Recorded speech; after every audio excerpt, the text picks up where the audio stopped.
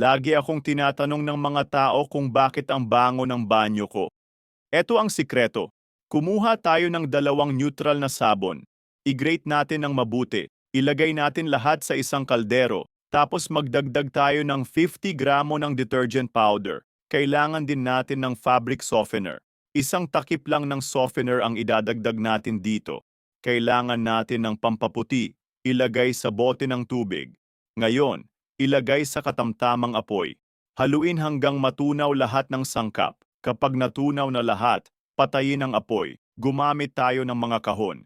Ibuhos ang halo sa kahon at patuyuin. Tingnan nayo, tuyo na to.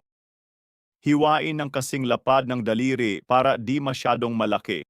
Pagkatapos, pwede mo nang itago. Pwedeng ilagay sa inidoro o sa net na nakakabit dito. Kung may tank, doon mo ilagay.